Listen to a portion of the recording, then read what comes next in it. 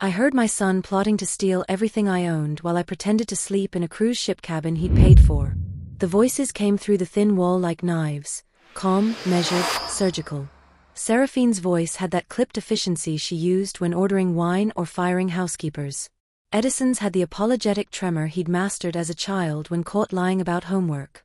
"It's clean," Seraphine said. "Everything transfers on the 12th. The paperwork's all signed. Your mother doesn't know the accounts are shifting yet. By the time she notices, the checks will have cleared." My heart hammered against my ribs. I lay perfectly still in that narrow bed, the engine's hum suddenly loud in my ears, drowning out everything except their words. Edison's reply came softer, conciliatory. "Let's not, we agreed.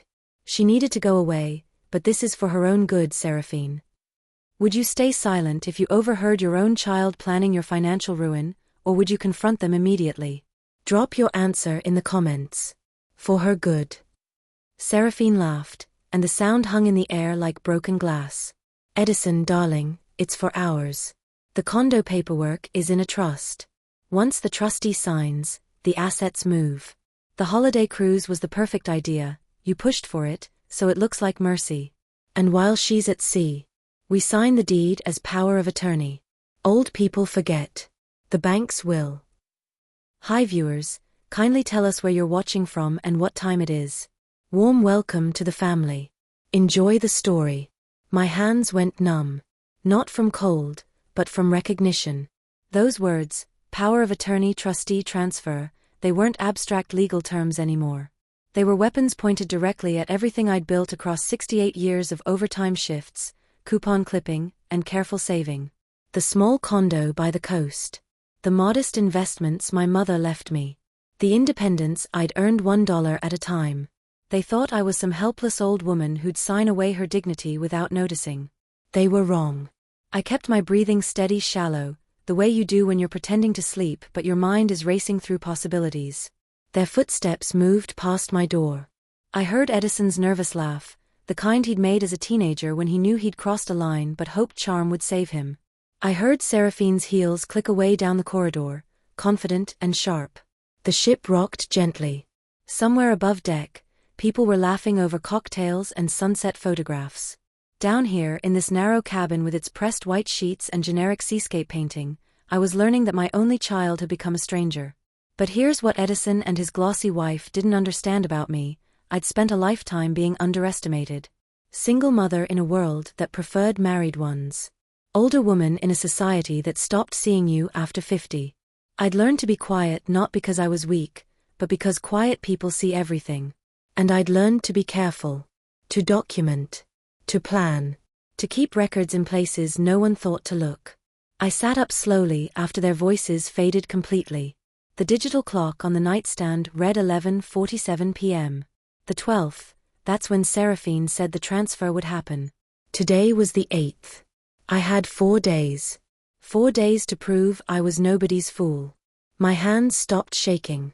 Something cold and clear settled in my chest, replacing the hurt. It felt like steel wrapped in silk, sharp but controlled. This wasn't about screaming or making scenes. This was about precision. About using their own arrogance against them. I pulled out the small leather notebook I always carried, the one that still smelled faintly of my mother's perfume. I started writing everything I remembered. Every word. Every date. Every detail. The law loves details.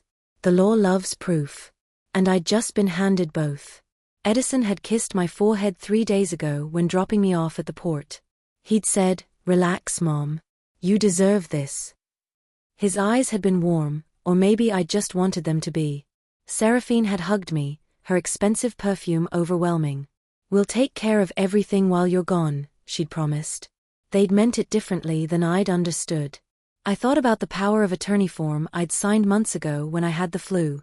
Edison had needed to pick up my prescriptions, handle some mail. It was supposed to be temporary. Limited. Had they kept it? Expanded it somehow? The cabin felt smaller suddenly. The cheerful tourism posters on the wall, "Relax and recharge," seemed like cruel jokes. They'd sent me here to get me out of the way.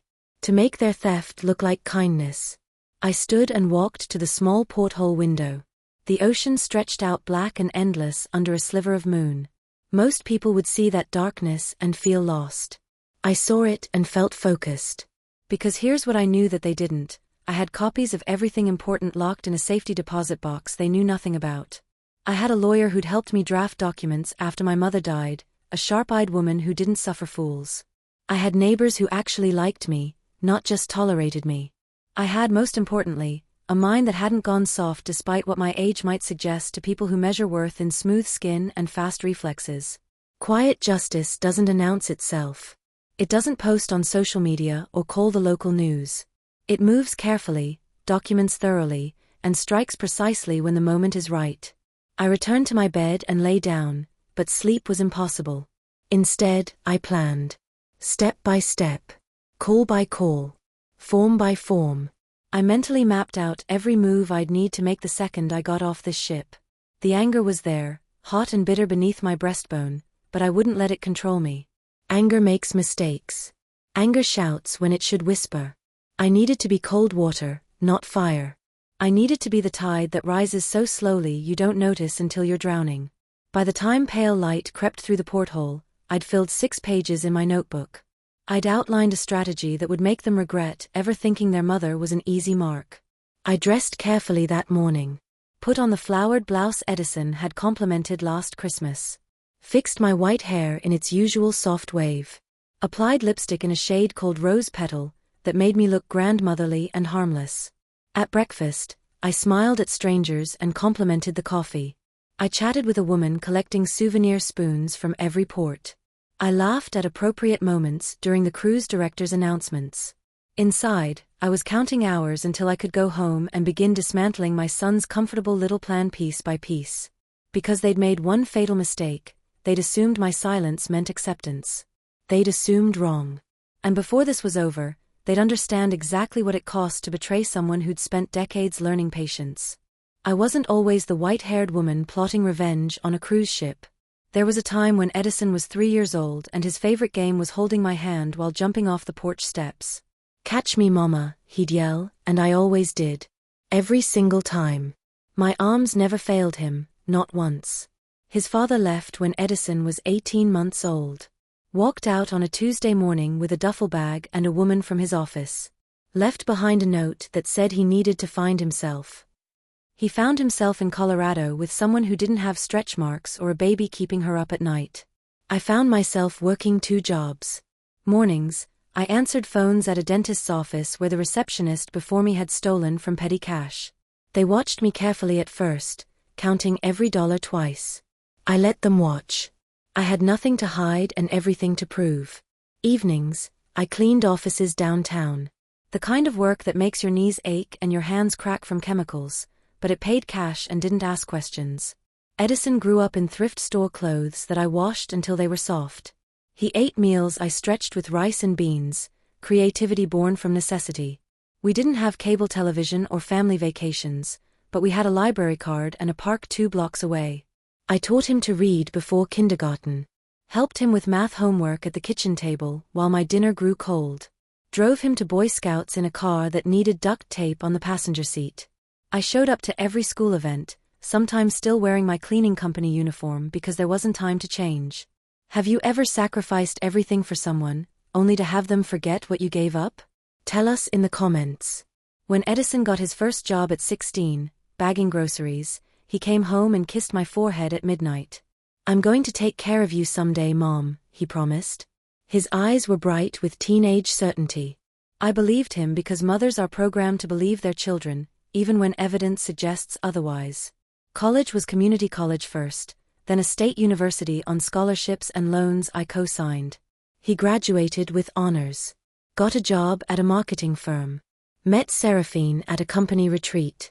Seraphine arrived in our lives like expensive perfume, overwhelming and hard to wash off. She was everything I wasn't. Polished. Educated at schools with names that sounded like country clubs. Her family had money that whispered instead of shouted, the kind that bought quiet confidence and straight teeth and connections that opened doors before you knocked. The first time Edison brought her home, she looked at my small house the way people look at museum exhibits. Interested, but distant. She called me Mom within an hour of meeting me, and I'd felt grateful. Desperate, even. I wanted to fit into my son's new life. I should have seen the calculation in her smile. Their wedding was elegant.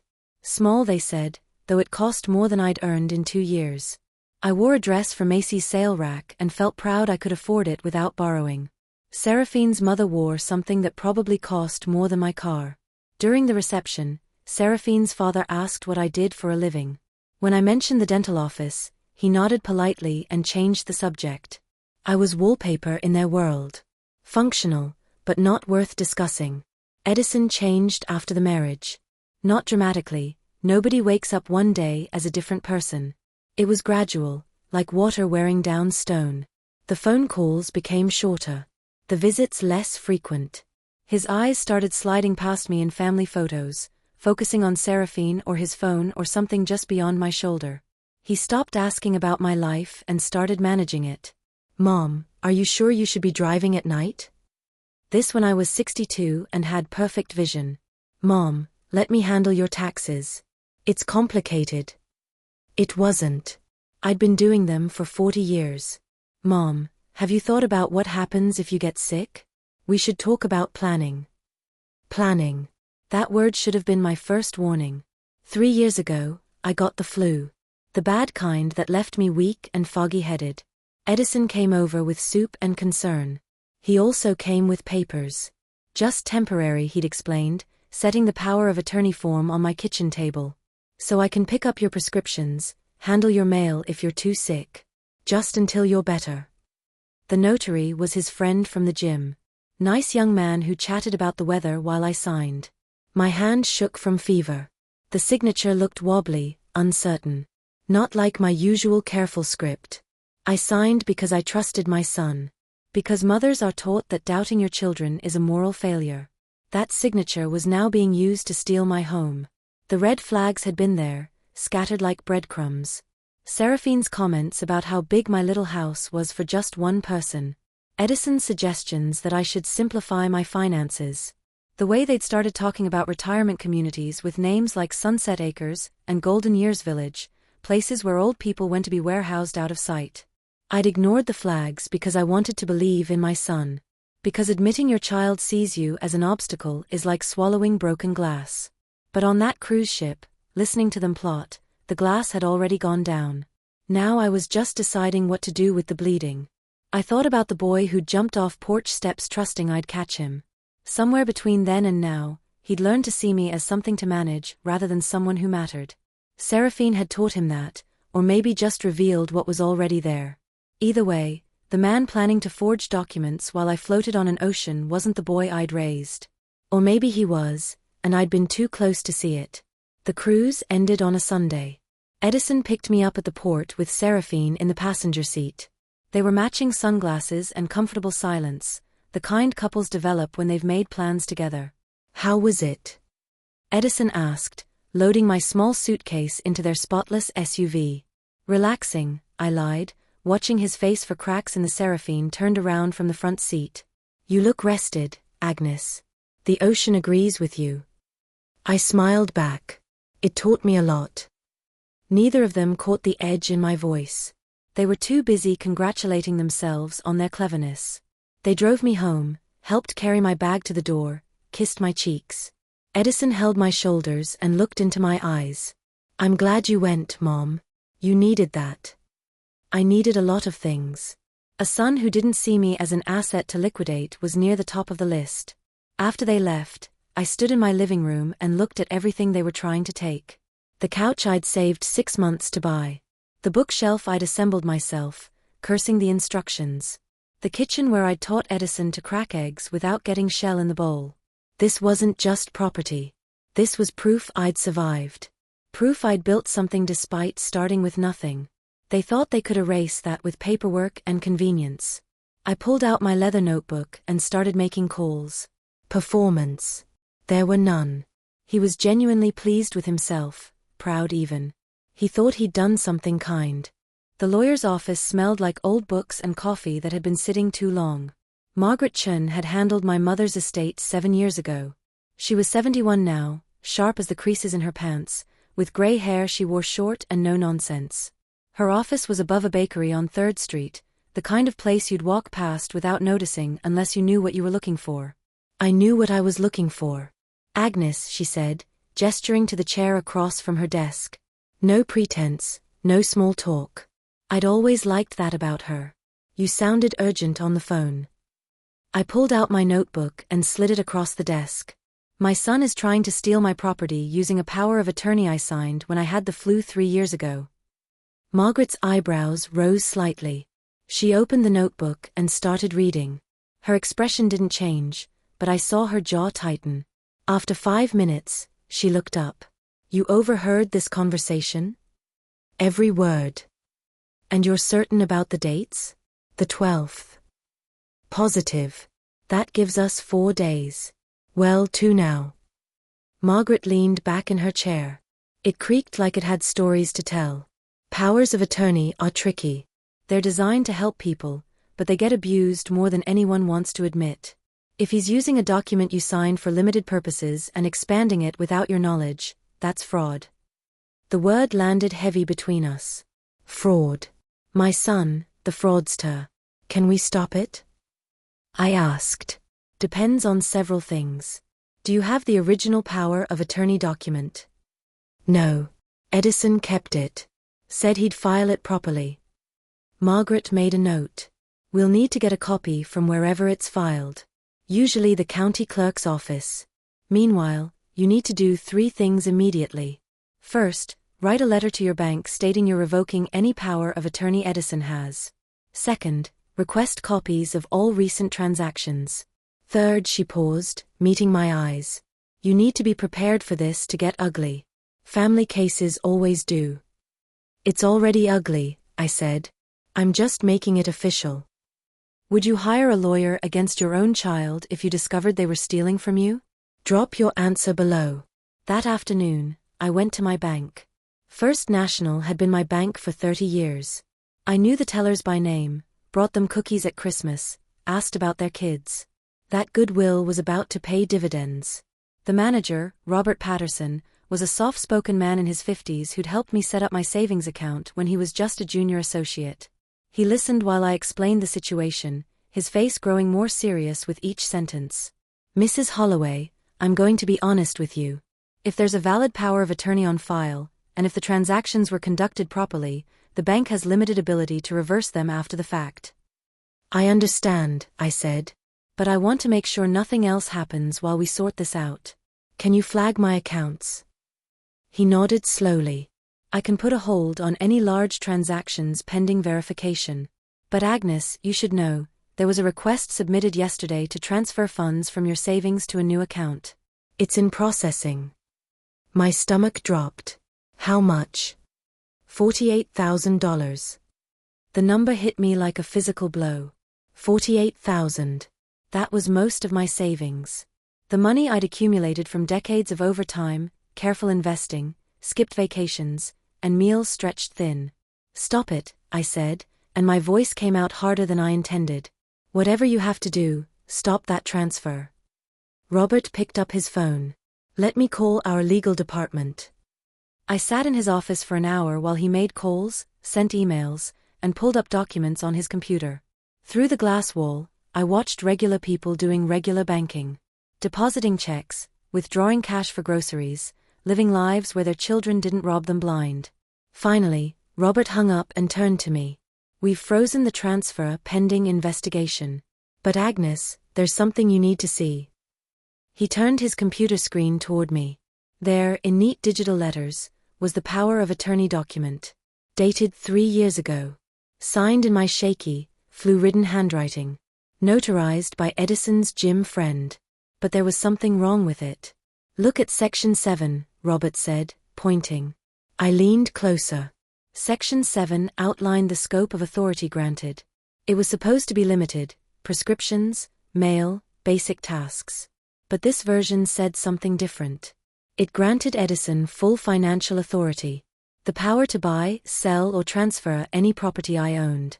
I didn't sign this, I said. I mean, I signed a document, but not this one. This isn't what he showed me. Robert nodded grimly. Look at the notary section. I looked. The notary's signature was there, dated correctly. But the notary seal, the official stamp they're required to use, was smudged. Almost illegible.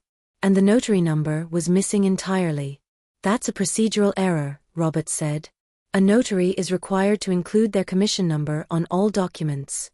Without it, the notarization might not be valid. Might not be. Those words hung in the air like a rope I could grab onto. What does that mean for the transfer? I asked. It means we have grounds to question the validity of the power of attorney. It means you have legal standing to challenge this. He printed out copies of everything. Take these to your lawyer. And Agnes? I'm sorry this is happening to you. I left the bank with a folder full of ammunition and rage burning so hot in my chest I thought I might spontaneously combust right there on the sidewalk. They'd altered the document. Or switched it. Or forged it. I didn't know which, but I knew my son had looked me in the eye while I had the flu and lied about what I was signing. That night, I couldn't sleep. I kept thinking about the boy who'd cried when his goldfish died. The teenager who defended me when his friends made jokes about my old car. Somewhere along the way, that person had been replaced by someone who could forge documents and steal from his own mother without flinching. Or maybe that person had always been there, waiting for the right motivation to surface. At 3 a.m, I got up and made tea. My hands were steady now. The initial shock had burned away, leaving behind something colder and more useful. Determination. I pulled out my mother's old recipe box. Not for recipes, but because I'd hidden something there years ago. A spare key to my safety deposit box at a different bank, one Edison didn't know about. Inside that box were the original copies of everything important. My real will. Copies of all my property deeds. A letter I'd written to myself outlining my wishes if anything happened to me. Insurance, my mother used to call it. Always have insurance, Agnes. People forget their promises, but paper remembers.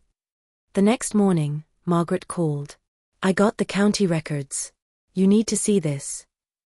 In her office, she spread out documents like a poker hand.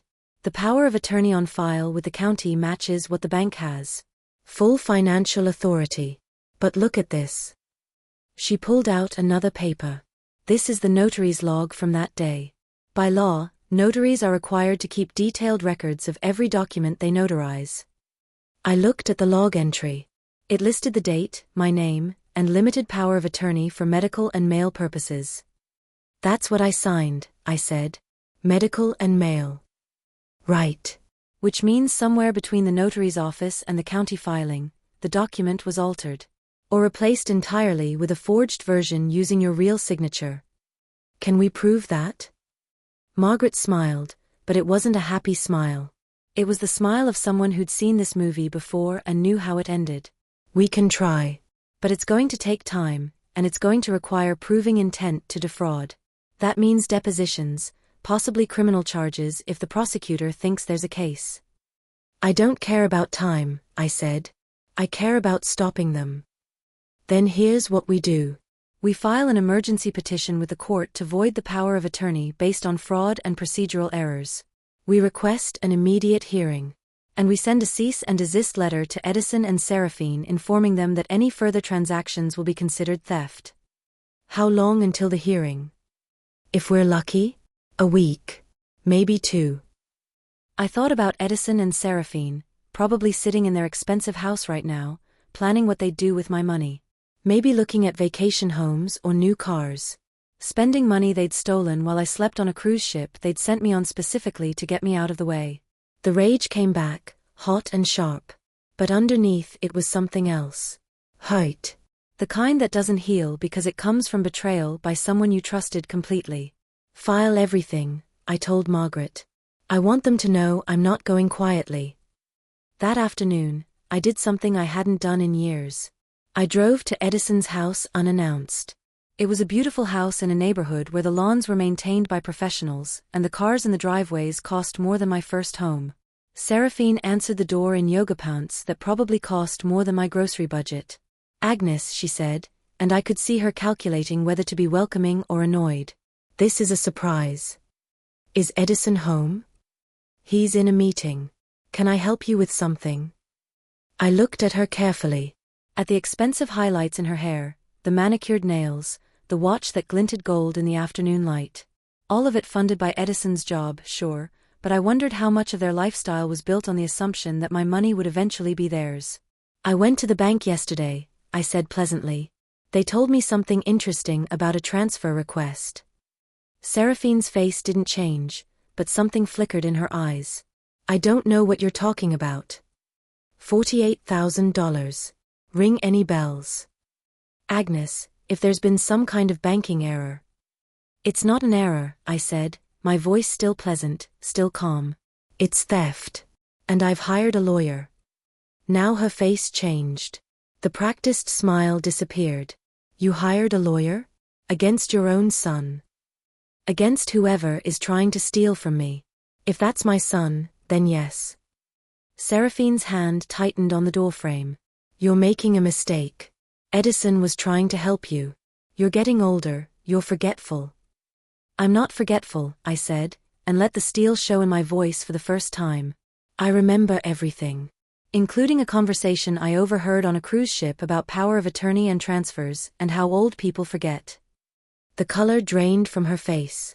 Tell Edison I'll see him in court, I said. Edison called me at 7 in the morning, 3 days after I'd confronted Seraphine at their door. His voice was tight, controlled in that way people get when they're furious but trying not to show it.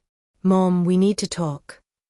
I'm listening, I said, pouring my coffee slowly, deliberately. Let him hear that I wasn't rattled. You went to our house. You accused Seraphine of theft. You've frozen bank accounts and hired a lawyer. What the hell is going on? What's going on, I said calmly, is that I found out you've been planning to steal my property while I was floating around on a cruise ship you sent me on specifically to get me out of the way. Silence. Long enough that I thought he might have hung up. Then, that's not what happened. Then explain the $48,000 transfer. Explain the power of attorney that says you have full financial authority when I only sign something for prescriptions and mail. Explain the conversation I heard between you and Seraphine about trustees and transfers and how old people forget. More silence. I could practically hear him scrambling for an explanation that would sound reasonable. Mom, you're confused. The cruise was stressful, maybe you misheard. Don't, I said, and my voice came out sharp as broken glass. Don't you dare tell me I'm confused. I heard every word. I wrote it down. I have dates, times, and witnesses lined up. So either you come clean right now, or we do this the hard way in front of a judge. Would you give your child one chance to confess before taking them to court, or go straight to legal action? Let us know what you'd do. He hung up on me. That told me everything I needed to know. If he'd been innocent, he would have explained. If he'd made an honest mistake, he would have apologized. Instead, he hung up because he was caught and he knew it. 2 hours later, Margaret called. You got the response faster than I expected. Edison's lawyer sent a letter. Already. They're claiming the power of attorney is legitimate, that you're experiencing age-related confusion, and that all transactions were made in your best interest. She paused. They're also threatening to pursue a competency evaluation. The words hit me like cold water. Competency evaluation. They were going to try to prove I was senile, incapable of managing my own affairs. It was brilliant in a cruel way. If they could paint me as a confused old woman, everything they'd done would look like concerned children protecting their mother. Let them try, I said. I've got bank records, witness statements, and a notary log that proves the document was altered.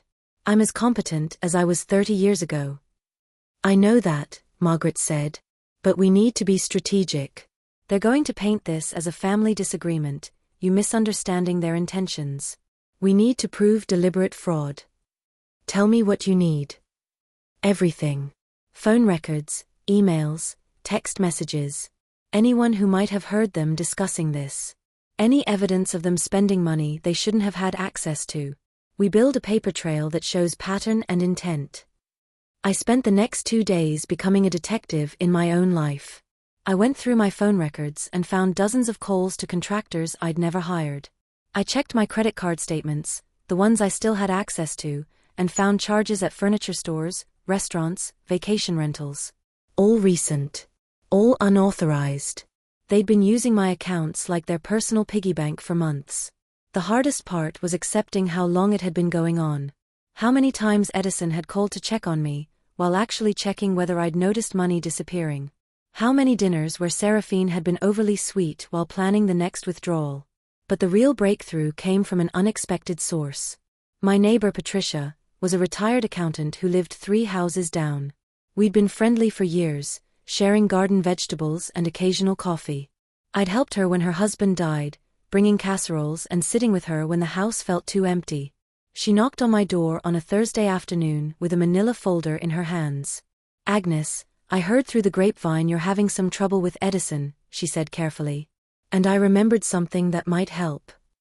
She handed me the folder. Inside were copies of documents, contractor estimates for work on my property that I'd never approved. Renovation quotes. Landscaping plans. All dated within the last year, all with Edison's signature as the authorized agent. "How did you get these?" I asked. "My nephew runs a contracting business. He was approached about a job at your address.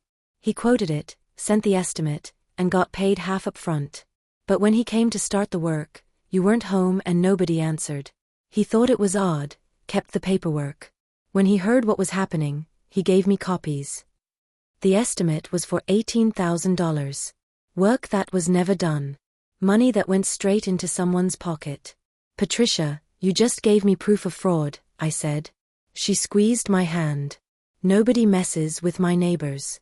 You want me to testify?" "Would you?" "Honey, I'd love to. I never liked that wife of his anyway. Too shiny."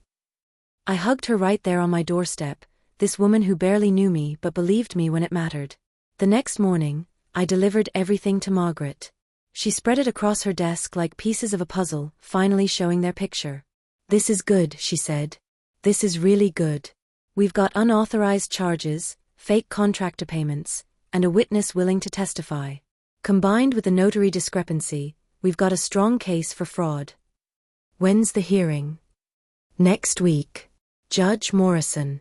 She's fair, doesn't tolerate nonsense, and she's seen her share of financial elder abuse cases." Margaret looked up at me. "Agnes, I want you to be prepared. Edison and Seraphine are going to come at this hard. They'll try to make you look unstable, forgetful, vindictive. Are you ready for that?" I thought about the boy who used to hold my hand jumping off porch steps. Then I thought about the man who'd forged documents to steal my home. "I'm ready," I said. The week before the hearing, something unexpected happened. Edison showed up at my house alone. It was late evening, the sun just setting, painting everything gold and orange. He looked terrible. Exhausted. His tie was loose, his usually perfect hair messy. "Mom," he said when I opened the door. "Can we talk? Just you and me." Every instinct screamed not to let him in. Margaret had warned me about attempts at manipulation, at trying to get me to drop the case outside of legal channels. But he was still my son. Some habits are too deep to break. I let him in but didn't offer coffee. We sat in the living room where I taught him to tie his shoes, where we'd watched cartoons on Saturday mornings, where he told me about his first girlfriend. "I messed up," he said finally. I waited. Didn't make it easier for him. "Seraphine and we got in over our heads.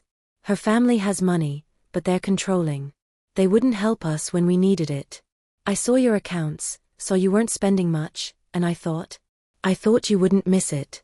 I thought I'd pay it back before you noticed." "So you were going to steal from me and pay it back later? That's still stealing, Edison." "I know." He rubbed his face. "I know." And then it got bigger. "Seraphine said we should just take control. Make it official. She said you'd be happier not worrying about money stuff anyway. And the cruise." He had the decency to look ashamed. "That was her idea. Get you away while we finalized everything. I didn't think about how it would feel for you. I just thought about solving our problems. By creating bigger ones for me." "Yes."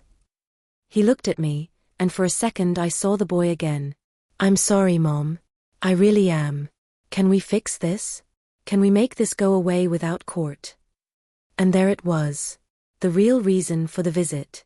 He didn't want a judge looking at the evidence. He didn't want it on record that he'd defrauded his own mother. "What are you offering?" I asked. "Everything back. Full return of all funds. We void the power of attorney. You keep the house, keep everything. We walk away, nobody presses charges. And in exchange? You drop the case. We tell everyone it was a misunderstanding. We move on." I looked at my son, really looked at him. He was scared. Not sorry, not yet. Just scared of consequences. "No," I said. "Mom. No. You don't get to steal from me, get caught, and walk away with nothing but an apology. That's not how this works. So you're going to destroy your own son? Put me in jail? Ruin my career? I'm going to let a judge decide what happens when someone commits fraud. That's called consequences, Edison. You should have learned about them when you were 10. He stood up, angry now. "This is vindictive. This is you punishing me because you're bitter about Dad leaving, about being alone, about—" "Get out," I said quietly. "Mom. Get out of my house before I call the police and tell them you're harassing a witness." He left. The door slammed hard enough to rattle the pictures on the wall. I sat in the quiet afterwards, shaking. Not from fear, but from adrenaline. From the realization that I'd just chosen justice over my relationship with my only child. Margaret called me that night. Edison's lawyer reached out. "They want to settle." "I know. He came here." "What did you tell him?" "I told him no." "Good," she said. "Because I just got the bank records subpoena back. There's more money missing than we thought. Over $90,000 in the past 18 months. Small transfers, carefully spaced so you might not notice. They've been planning this for a long time, Agnes. $90,000. Money I'd saved across decades of careful living. Money I'd planned to leave to Edison anyway, eventually, when the time came naturally. But they couldn't wait. They decided I didn't deserve to control my own life. The courthouse smelled like floor polish and anxiety. I dressed carefully that morning. Simple navy dress, modest heels, the pearl earrings my mother had given me for my 40th birthday. Margaret had coached me on what to expect, but nothing really prepares you for walking into a courtroom to testify against your own child. Edison and Seraphine were already there with their lawyer, a sharp-looking woman in an expensive suit who probably charged more per hour than I used to make in a week. They sat close together, presenting a united front. Edison didn't look at me when I walked in. Seraphine did, her eyes cold and calculating. Judge Morrison was exactly as Margaret described, gray hair in a neat bun, reading glasses perched on her nose, an expression that said she'd heard every excuse and believed none of them until proven otherwise. "This is a preliminary hearing regarding financial elder abuse allegations," she said, reading from the file. "Mrs. Agnes Holloway is petitioning to void a power of attorney granted to her son, Edison Holloway, and to reverse unauthorized financial transactions. Mr. Holloway contests these allegations." She looked up. "Ms. Chun, you may proceed." Margaret stood. "Your Honor, we have documented evidence of systematic fraud. The power of attorney document in question was altered after signing, notarized improperly, and used to transfer over $90,000 without Mrs. Holloway's knowledge or consent." Edison's lawyer, Ms. Brennan, stood immediately. "Your Honor, Mrs. Holloway is 78 years old and experiencing normal age-related memory issues. The power of attorney was signed willingly and has been used only in her best interest." "I'm 68, I said, loud enough to carry. "Not 78. Judge Morrison's eyebrow raised. "Mrs. Holloway, you'll have your chance to speak. Ms. Brennan, please get your client's mother's age correct if you're going to argue she's experiencing memory issues." Score 1 for our side. Margaret presented the evidence methodically. The notary log showing what I actually signed versus what was filed. Bank records showing unauthorized transfers. The contractor's testimony about payments for work never performed. Phone records showing Edison had called my accounts repeatedly during the cruise. With every piece of evidence, I watched Edison shrink a little smaller in his chair. Then it was Ms. Brennan's turn. She called Edison to the stand first. "Mr. Holloway, can you explain why you obtained power of attorney from your mother?" "She asked me to," Edison said, his voice steady. She was sick with the flu, couldn't get out of bed. She was worried about her prescriptions, her bills. She asked me to help. And did you help? Of course. I picked up her medications, handled some mail, made sure her bills were paid on time. Did you at any point intend to harm your mother or take anything from her without permission? Never. Everything I did was to protect her. Would you believe your child's testimony in court, or trust the evidence? Drop your answer below. It was a good performance. Sincere, hurt, confused about why his mother was accusing him of such terrible things. If I hadn't heard him on that cruise ship, I might have doubted myself. Then Margaret stood for cross-examination. Mr. Holloway, you said you only handled prescriptions and mail. Can you explain this charge? She held up a bank statement.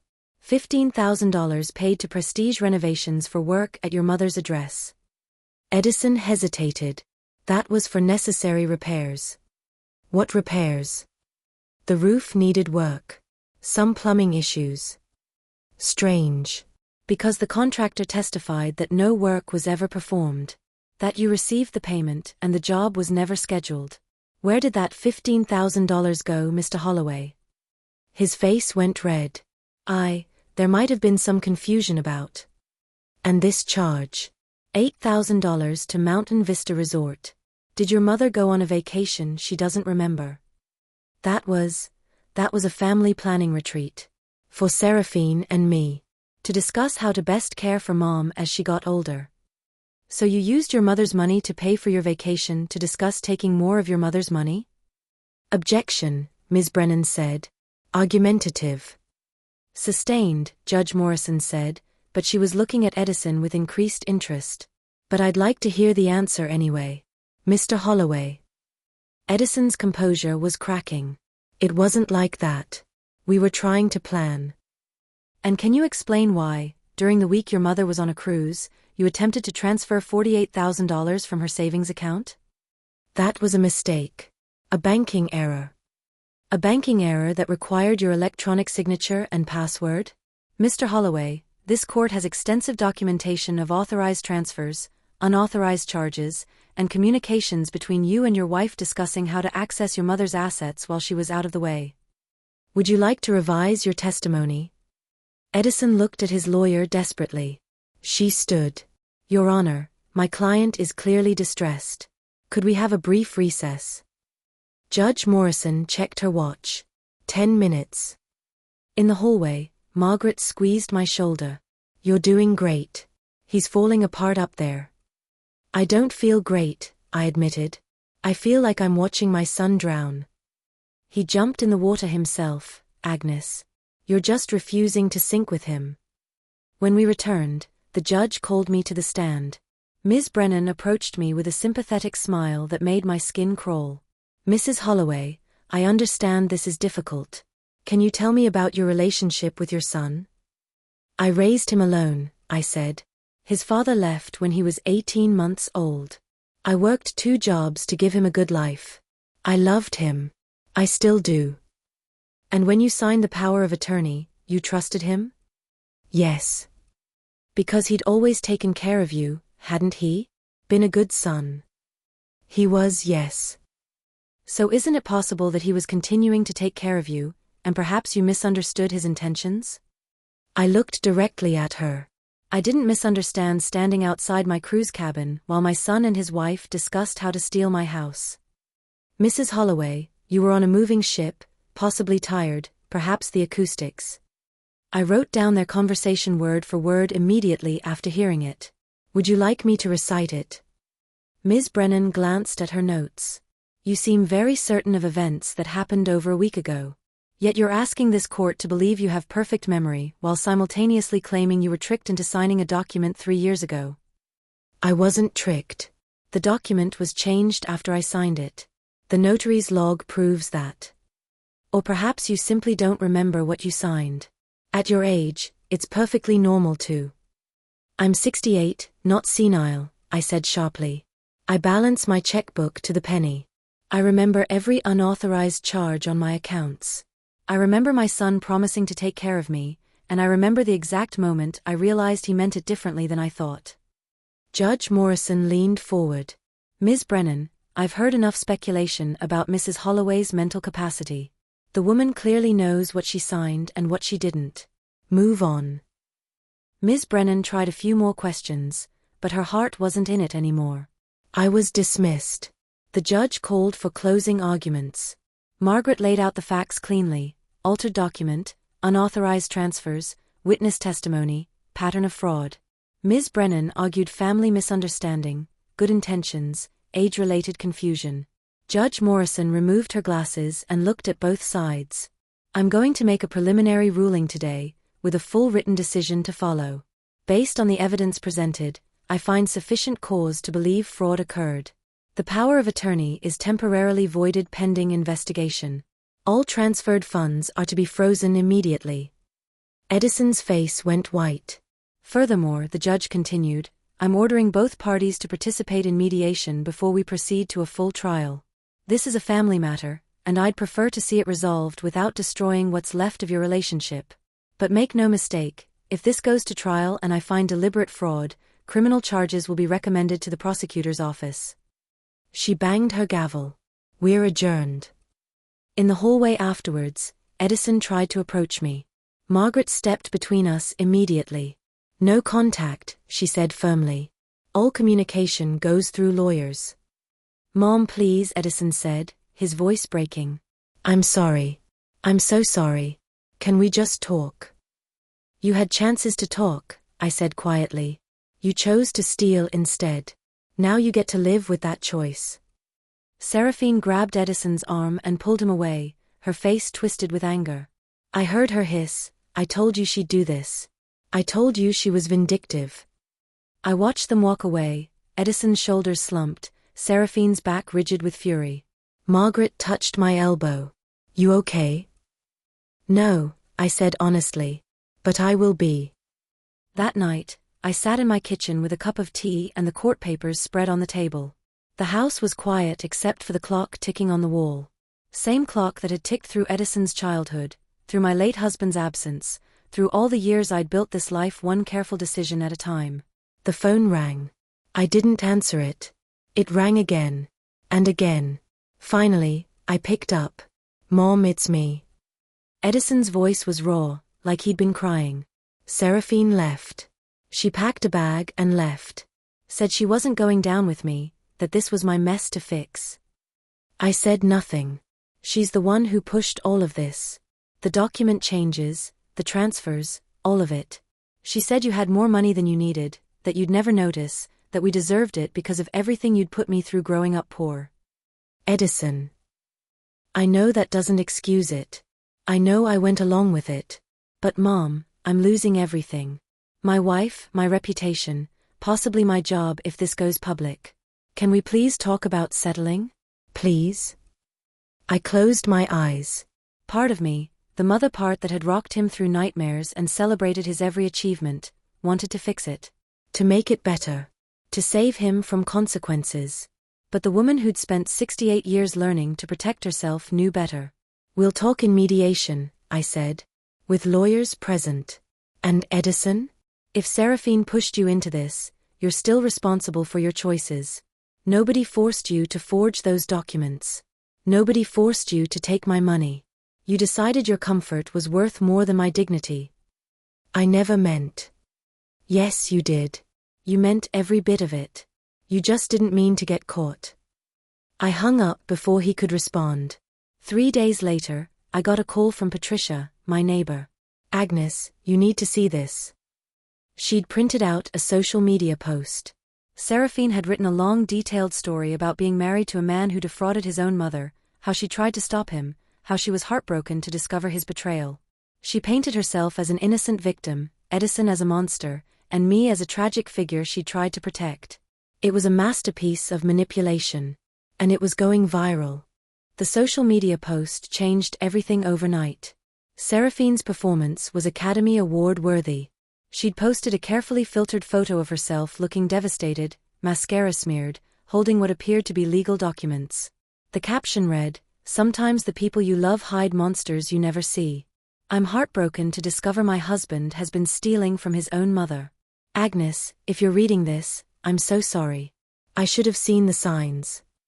Within hours, she had thousands of comments, supportive messages, shares. Local news had picked it up. Woman exposes husband's elder abuse, read one headline. Patricia showed me her phone. She's getting marriage proposals in the comments. People calling her brave. I stared at the screen, watching my daughter-in-law transform into a victim before my eyes. She's rewriting history.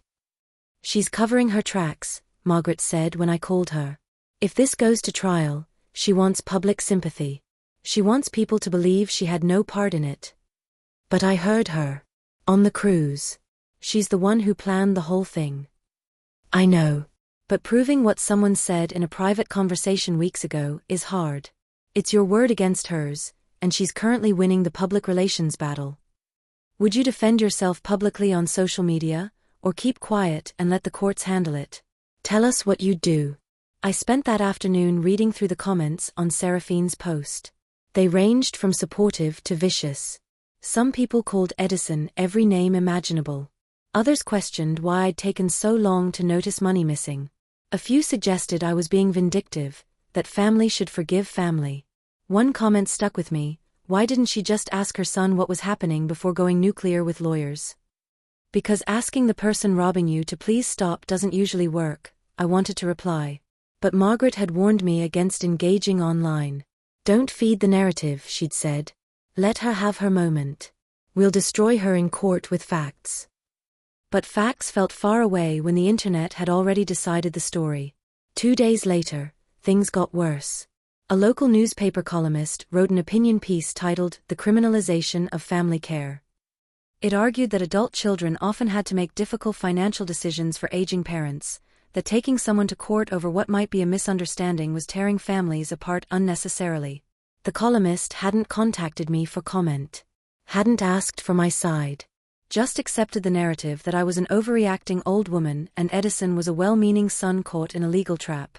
I sat in my kitchen reading it 3 times, feeling something dark and heavy settle in my chest. They were trying to make me the villain. The ungrateful mother who couldn't appreciate her son's help. Patricia knocked on my door that afternoon with a casserole and determination in her eyes. We need to fight back. Margaret says. I know what lawyers say. But honey, they're controlling the story. You need to tell yours. How? She pulled out her phone. The local paper has a community submission section. You write your story, your truth, and you submit it. No names if you want, but people need to hear what really happened. I thought about it for a long time that night. Writing meant going public. It meant exposing my family's dysfunction for everyone to see. It meant admitting that my son had tried to rob me. But staying silent meant letting Seraphine's lies become truth. I pulled out my laptop, the old one Edison used to tease me about because it was slow, and started typing. The piece was titled "When Love Becomes Theft, An Elder's Experience with Financial Abuse." I wrote about the cruise, the overheard conversation, the altered documents. I didn't use names. I didn't need to. The facts spoke clearly enough. I wrote about the shame of discovering your child sees you as an asset to liquidate rather than a person to respect. I wrote about the isolation of knowing people will judge you for taking legal action against family. I wrote about the particular cruelty of being gaslit by someone you changed diapers for. The last paragraph said, I'm writing this not for sympathy, but for clarity. Elder financial abuse happens in nice families with successful children.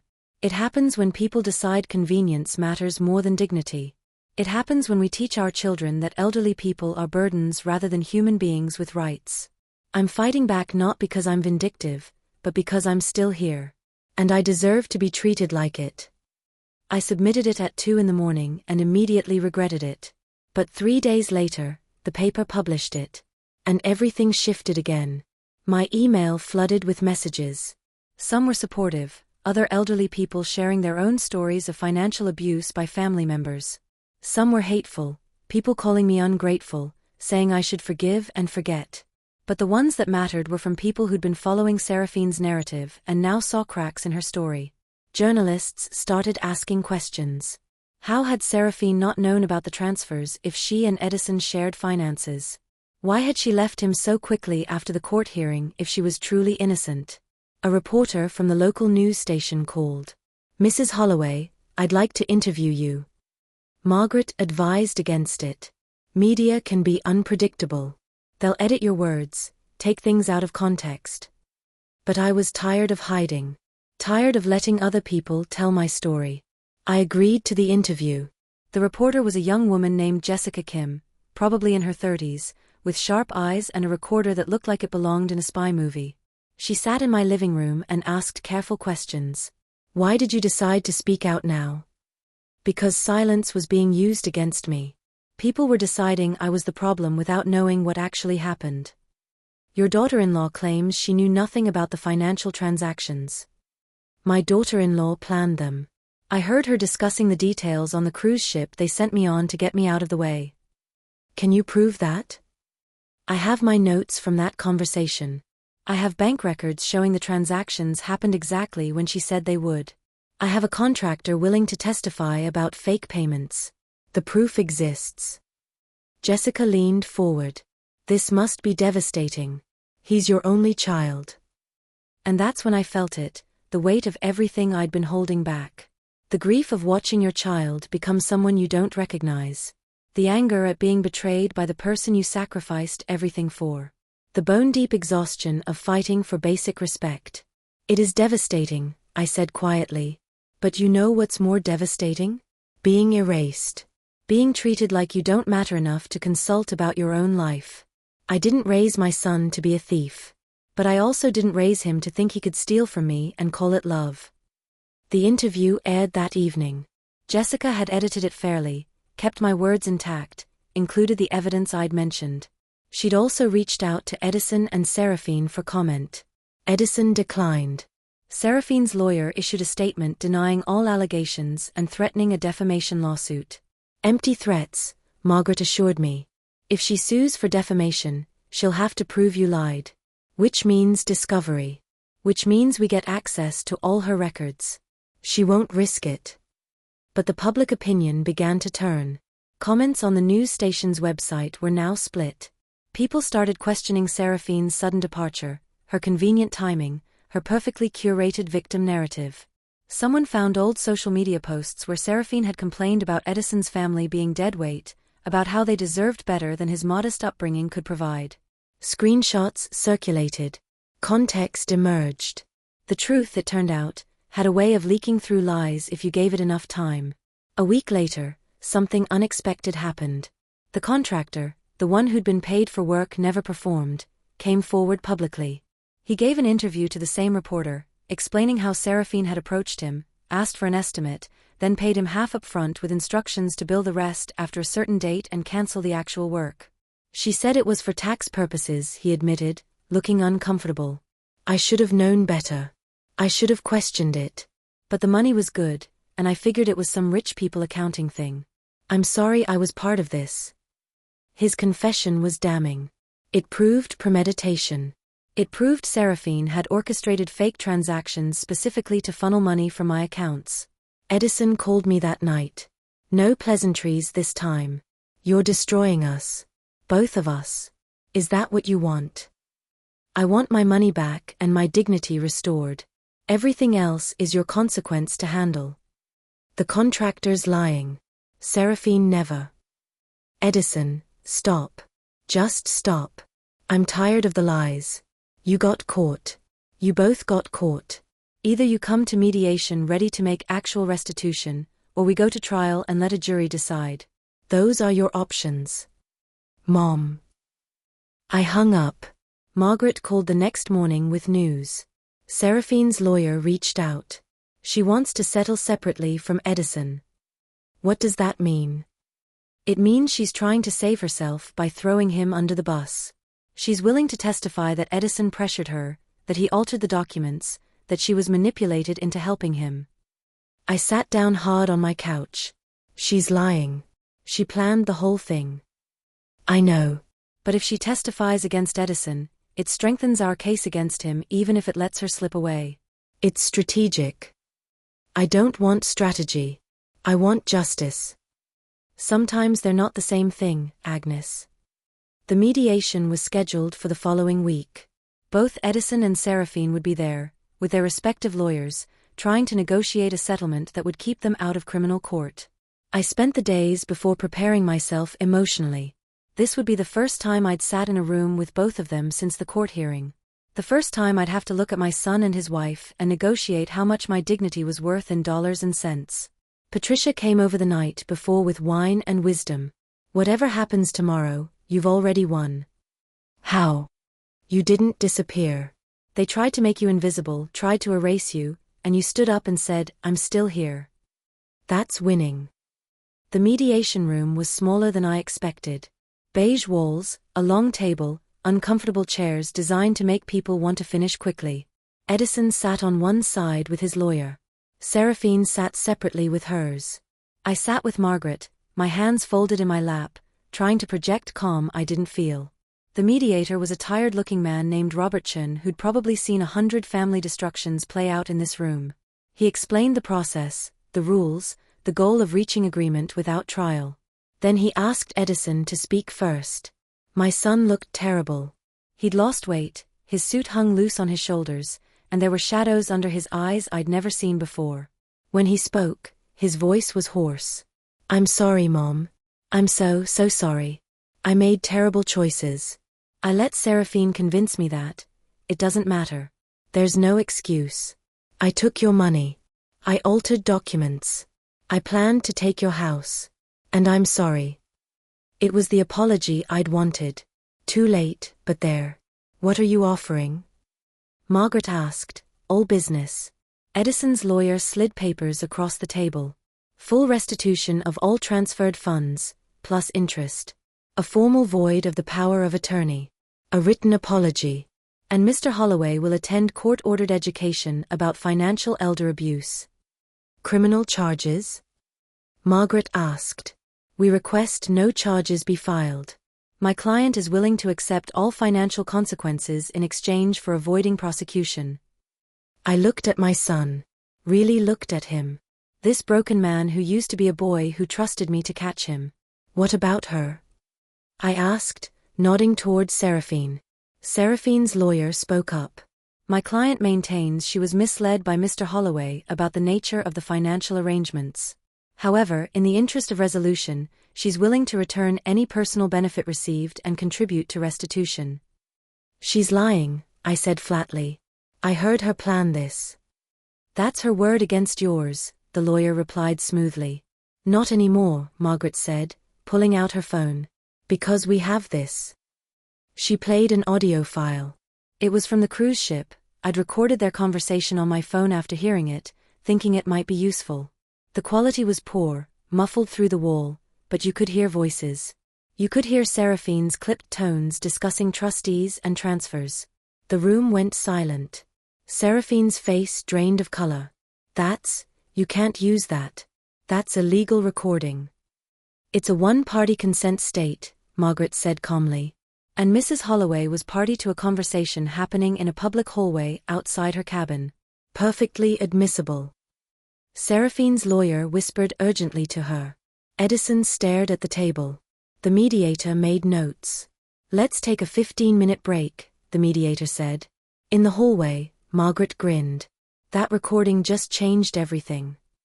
"I didn't know if it would actually be useful," I admitted. "The quality is terrible." "Doesn't matter. It proves Seraphine was involved in planning. She can't claim innocence now."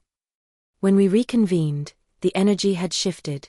Seraphine's lawyer proposed a new settlement, full restitution from both parties, formal apologies, no contact orders, and both Edison and Seraphine would cooperate with any investigation in exchange for reduced charges. "Reduced, not dismissed," Margaret clarified. "The prosecutor will have final say," the lawyer acknowledged. "But we're recommending misdemeanor fraud rather than felony charges, given full restitution and cooperation." I looked at both of them. My son, who'd betrayed me. My daughter-in-law, who'd masterminded it. They looked small and defeated and nothing like the confident people who'd sent me on a cruise to steal my life. "I want one more thing," I said. Everyone looked at me. I want you both to attend a program about financial elder abuse. Not just Edison. Both of you. I want you to sit in a room with other victims and hear what you put me through. I want you to understand what you did. Edison nodded immediately. Yes. Whatever you want. Seraphine hesitated, then nodded curtly. And I wanted in writing that if either of you violates any term of this agreement, criminal charges proceed immediately. No second chances. Agreed, both lawyers said simultaneously. We spent the next hour hammering out details. Payment schedules. Apology letters. No contact provisions unless initiated by me. Transfer of all relevant documents and account information. When it was done, I'd gotten everything back. My money, my house, my dignity. All I'd lost was the illusion that my son was someone he wasn't. The mediator had us all sign. Edison's hand shook when he wrote his name. Seraphine's signature was angry, sharp strokes that gouged the paper. As we gathered our things to leave, Edison tried one more time. Mom, can we, sometime in the future, can we try to rebuild? I looked at him for a long moment. Maybe. But not today. Today you live with what you did. Outside, the sun was setting, painting the parking lot orange and gold. Patricia was waiting by my car, having insisted on driving me. How'd it go? She asked. I won, I said. But it doesn't feel like winning. That's because you're human. But honey, you did the right thing. You taught them that actions have consequences. That's a lesson they needed. 3 weeks later, the first restitution payment arrived. Then the second. Then the third. My bank account began to look like it had before, numbers climbing back to where they belonged. The apology letters arrived too. Edison's was 3 pages, handwritten, full of explanations and excuses wrapped around genuine regret. Seraphine's was typed, formal, legally precise and emotionally empty. I filed them both in a folder labeled Lessons Learned, and put it in the back of my filing cabinet. The local paper followed up on my story with a longer piece about elder financial abuse in the community. They interviewed experts, other victims, and lawyers. My case became an example, though they used only my first name. The comment section was still divided, but more people understood now. More people realized that family love doesn't excuse theft, that forgiveness doesn't mean accepting abuse. I started getting calls from other elderly people in similar situations, asking for advice. I gave them Margaret's number and encouraged them to document everything. You helped more people than you know, Patricia said one afternoon over coffee. You made it okay to fight back. But the hardest part came 6 months later, at a grocery store. I was in the produce section, comparing apples, when I heard a familiar voice. Mom. I turned. Edison stood there with a cart, looking healthier than the last time I'd seen him. Still thin, still haunted around the eyes, but functioning. Hi, I said carefully. I've been meaning to call. I didn't know if you'd want to hear from me. I don't know if I do either. He nodded, accepting that. I finished the program. The elder abuse education thing. It was hard. Hearing stories like yours. Realizing I was the person everyone warned about. Good. You should have heard them. I'm in therapy too. Trying to figure out how I became someone who could do that to you. Find any answers? Some. Entitlement, mostly. Thinking I deserved things I hadn't earned. Thinking your money was somehow mine because I was your son. He paused. Seraphine and I are divorced. She moved to California. Turns out she'd been cheating on me the whole time, using money she stole from you to fund it. I should have felt vindicated. Instead, I just felt tired. I'm sorry. Don't be. I earned every bit of this. He looked at me with something that might have been hope. Do you think, someday, we could maybe have coffee? Just talk. I thought about it. About the boy who jumped off steps and the man who forged documents. About whether people could change or just become better at hiding who they really were. Maybe, I said. But not today. Maybe not this year. You need to prove through actions, not words. I understand. He started to walk away, then turned back.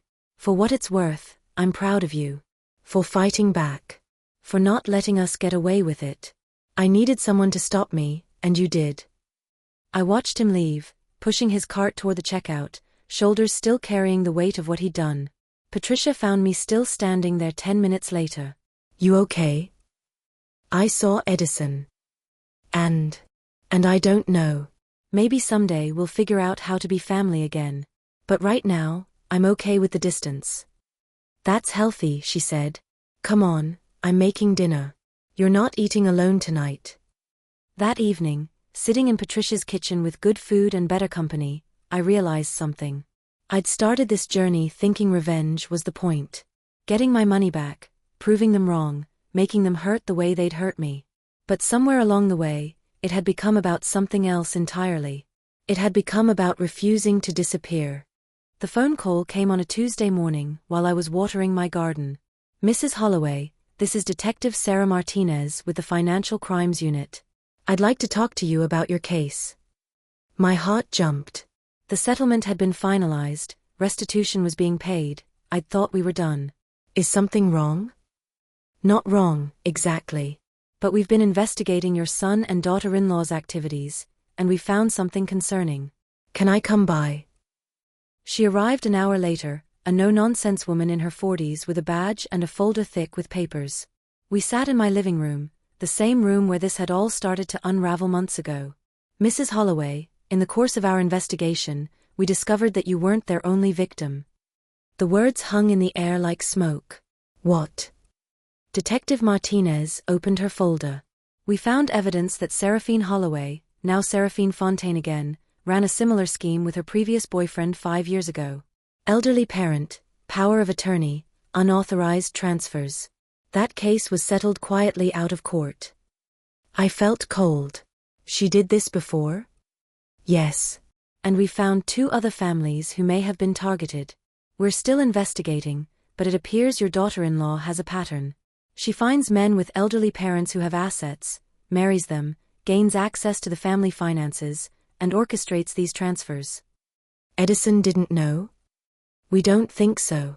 She seems to choose men who are somewhat malleable, who trust her judgment, who feel guilty about their parents' needs. She exploits that guilt.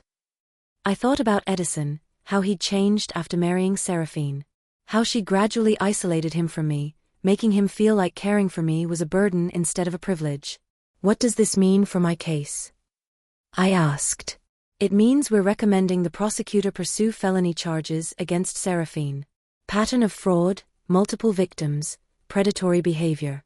Your case was the first one where someone actually fought back publicly, which is how we connected the dots. Would you feel vindicated knowing your abuser targeted others, or guilty you didn't stop them sooner? Tell us in the comments. And Edison?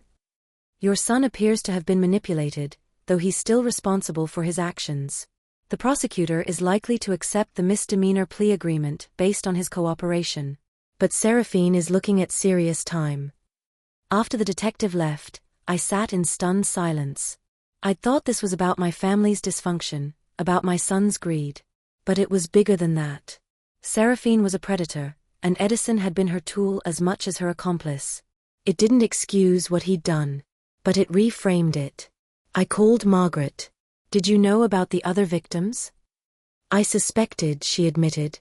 Some things about Seraphine's behavior were too practiced, too smooth. But I couldn't prove anything until the police investigation. Why didn't you tell me? Because I didn't want you to feel like you had to carry the weight of other people's cases. You had enough to deal with. That night, I couldn't sleep. I kept thinking about those other families, other elderly people who'd been targeted, other children who'd been manipulated into betraying their parents. How many had stayed silent out of shame? How many had never fought back? The next morning, the story broke.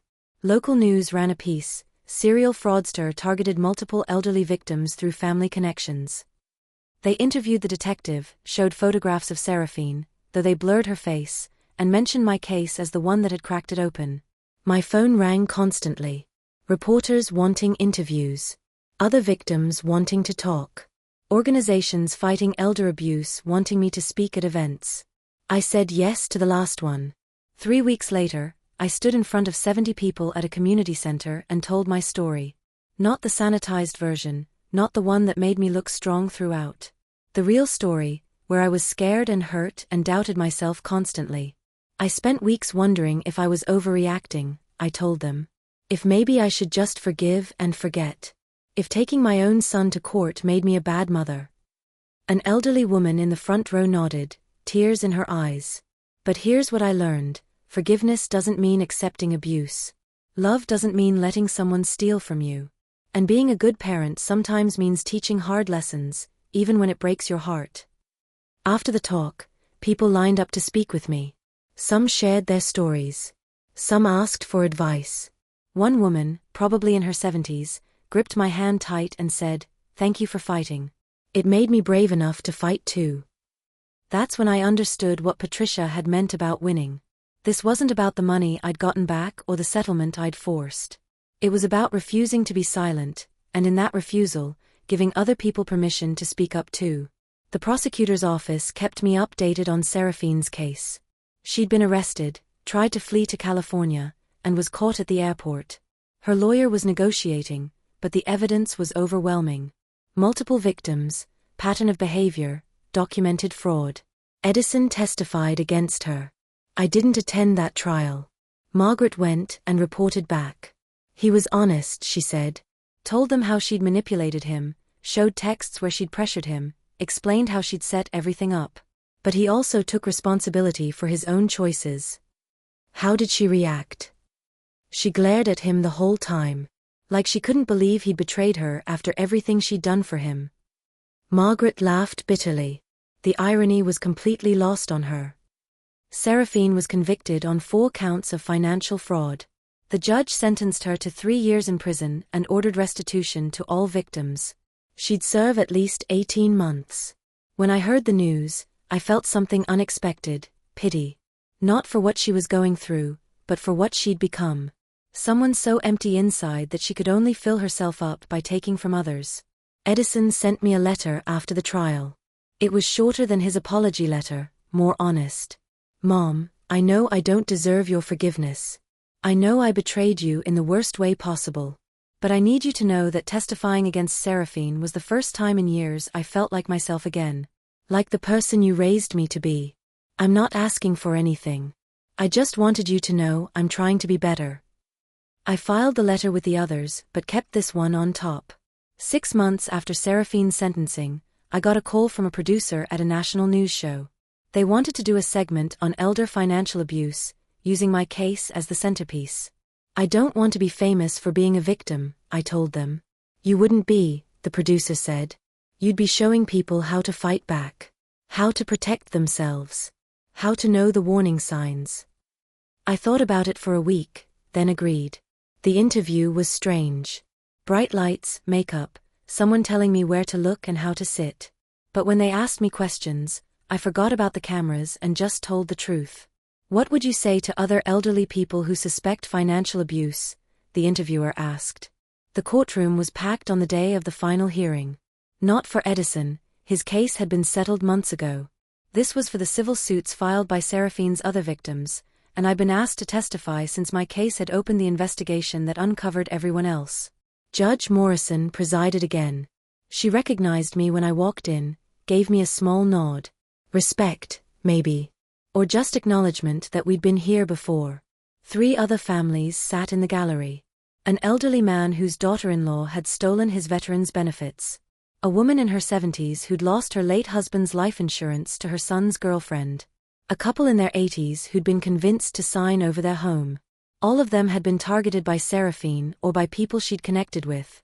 The investigation had revealed she was part of a loose network of fraudsters who shared tactics, though prosecutors couldn't prove organized conspiracy. The lead prosecutor, a stern woman named Diana Reeves, approached me before the hearing started. "Mrs. Holloway, your testimony today isn't just about your case. It's about showing the pattern. Showing that what happened to you wasn't isolated." "I understand. Some of the defense questions might be harsh. They're going to try to paint you as vindictive, as someone with an axe to grind. Stay calm, stick to facts." I'd been preparing for this. Margaret had coached me through mock cross-examinations. Patricia had reminded me that I'd already survived the worst of it. When my name was called, I walked to the stand with my head up. The prosecutor started with basic questions. My name, my relationship to the defendants, the timeline of events. Then she got specific. Mrs. Holloway, can you describe the conversation you overheard on the cruise ship? I recited it from memory. Every word burned into my brain from that night, from writing it down immediately afterward. The gallery was silent except for the scratch of the court reporter's keys. And what did you do after hearing this conversation? I documented everything. Contacted my lawyer. Began investigating the transactions. Discovered the power of attorney had been altered and that significant amounts of money had been transferred without my consent. Would you have the courage to testify in court about your own child's crimes? Share your thoughts below. How did it make you feel, knowing your son and daughter-in-law were planning to take your assets? The defense lawyer objected. Relevance. I'll allow it, Judge Morrison said. This is a hearing about the impact of financial elder abuse. Victim impact is relevant. I took a breath. It made me feel like I'd stopped existing as a person. Like I was just an obstacle to be removed. I'd spent my whole life building something, and they were going to erase it all while pretending it was for my own good. Several people in the gallery nodded. The elderly man wiped his eyes. Then came the cross-examination. The defense lawyer was young, aggressive, probably trying to make a name for himself. Mrs. Holloway, isn't it true that you had a contentious relationship with your daughter-in-law? We were polite. I wouldn't call it contentious. But you disapproved of her, didn't you? You thought she wasn't good enough for your son. I thought she was calculating. Turns out I was right. A few people in the gallery snickered. The judge shot them a look. You've made quite a career out of this situation, haven't you? Speaking engagements, media appearances, consulting fees. Seems like you've profited significantly from your son's mistakes.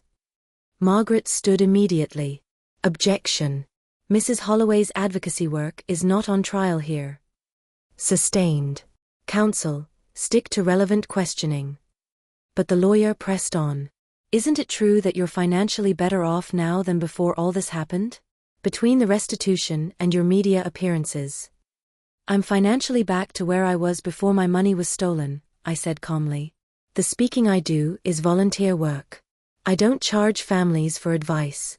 If you're implying I orchestrated all of this for publicity, you're wrong. I just wanted my house back. But you got more than that, didn't you?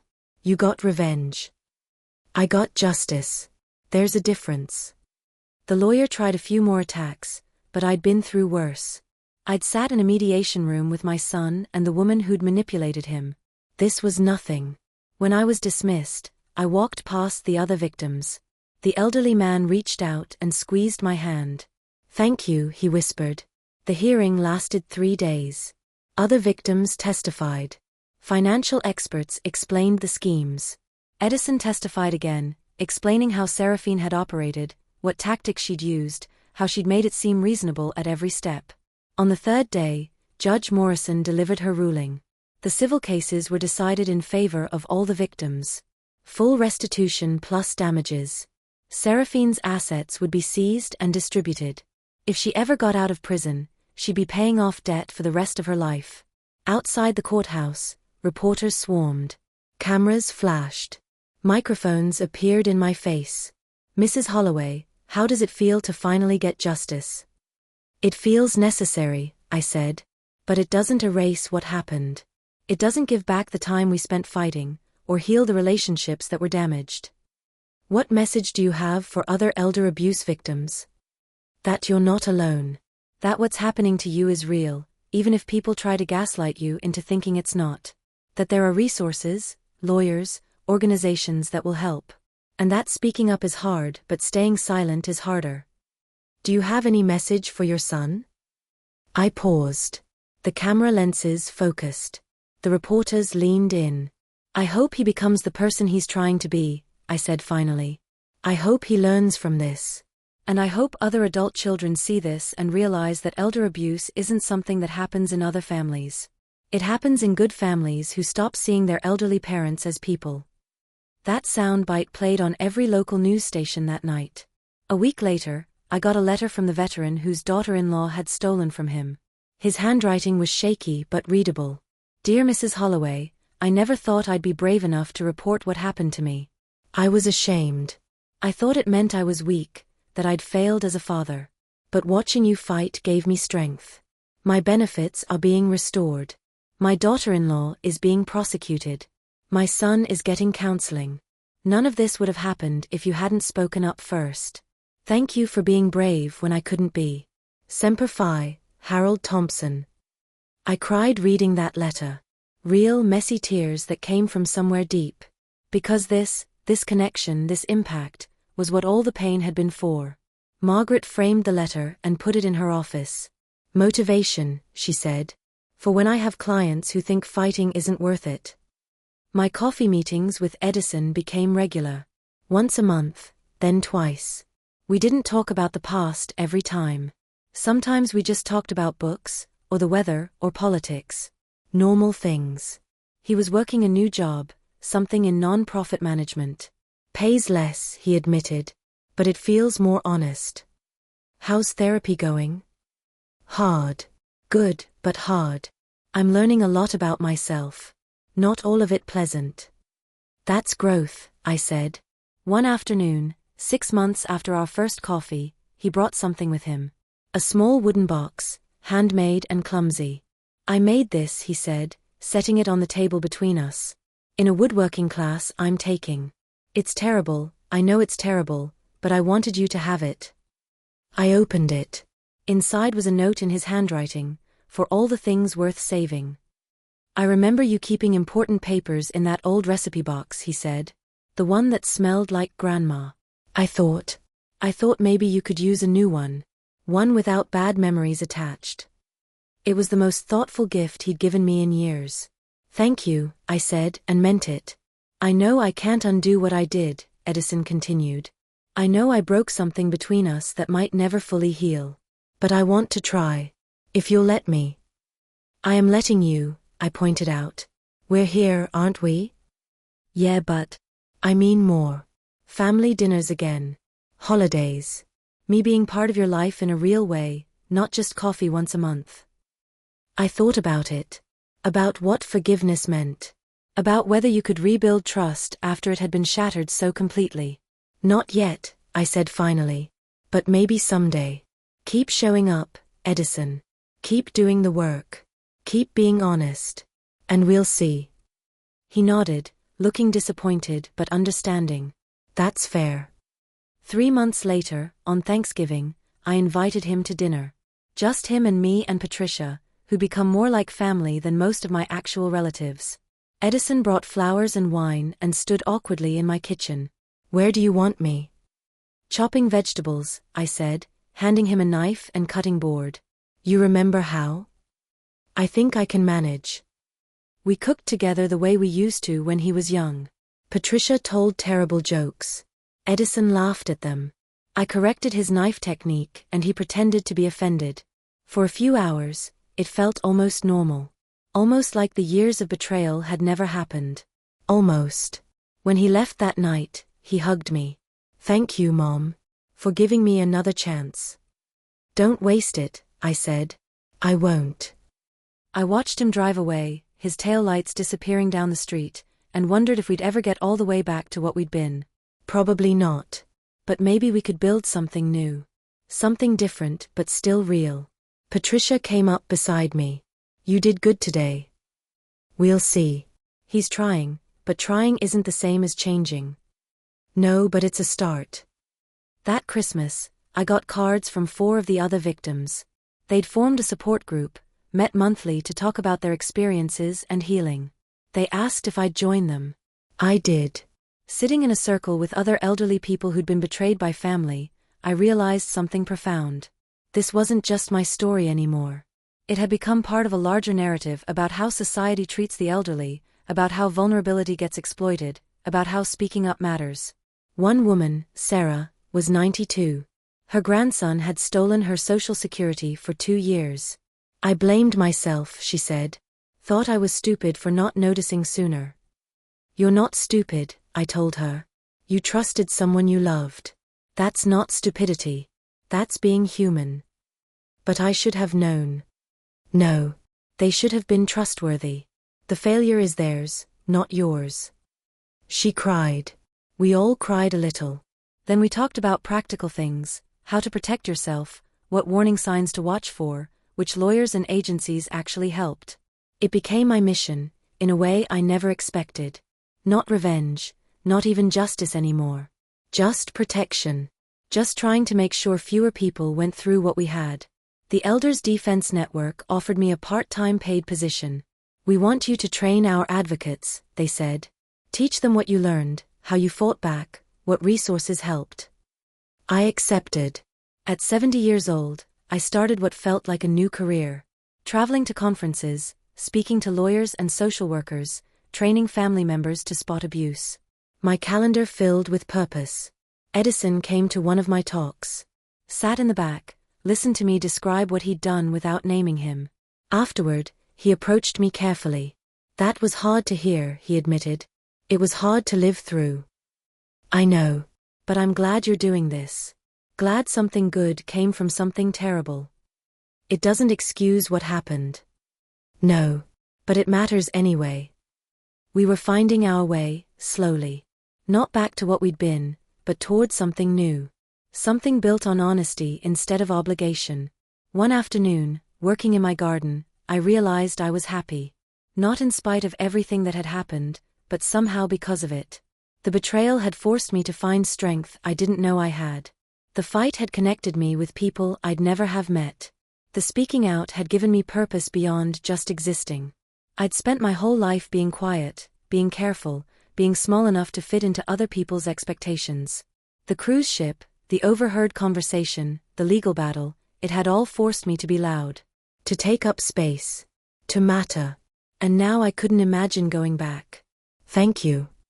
My grandmother went through something similar with my uncle. She never reported it. Died thinking it was somehow her fault for not managing her money better. I wish she'd met someone like you. Someone who showed her it was okay to fight back. We talked for 2 hours.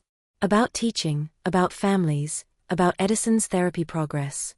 About my advocacy work and her own passion for protecting vulnerable people. When we left, she hugged me. I hope we can do this again. I'd like that. In the parking lot, Edison pulled me aside. So? What do you think? I think she's good for you. I think she sees you clearly, which is what you need. I'm trying to deserve her. And trying to deserve a second chance with you. You're getting there, I said honestly. It's not all the way back yet. But it's something. 6 months later, Edison proposed to Claire. He called to tell me before he did it. I wanted your blessing. You have it. But Edison. I know. I know I messed up the first time. I know marriage doesn't fix anything. I'm not rushing. We're doing premarital counseling. We're being honest about money and expectations, and I've told her everything about my past. Everything. Then yes. You have my blessing. The wedding was small. Just close friends and family in Claire's parents' backyard. I sat in the front row and watched my son marry someone who seemed to genuinely love him, flaws and all.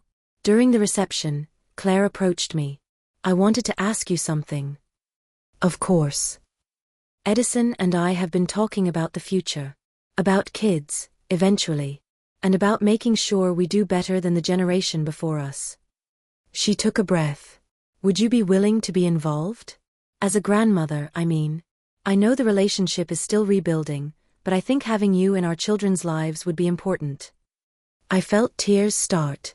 You'd trust me with that? Agnes, you're the strongest person I've met. You fought for yourself when no one else would. That's exactly the kind of grandmother I want my kids to know. Then yes. Absolutely yes. 2 years after the gala, I was invited to testify before a congressional committee about elder financial abuse. They were considering new federal protections, stricter penalties, better reporting mechanisms. I sat at a table facing senators and representatives, cameras recording every word, and told my story again. But this time I also told the stories of the 100+ people I'd worked with through the advocacy network. The patterns I'd seen. The gaps in protection. The ways the system failed vulnerable people. The current laws treat elder financial abuse like a civil matter, I said. But it's not. It's predatory. It's calculated. And it destroys lives. We need federal standards for power of attorney documents. We need mandatory reporting requirements for banks when they see suspicious activity on elderly customers' accounts. We need resources for victims who can't afford lawyers. One senator asked, Mrs. Holloway, what made you decide to fight back when so many others don't? I thought about it. I got angry. Really angry. Not just at what they did, but at the assumption that I'd accept it.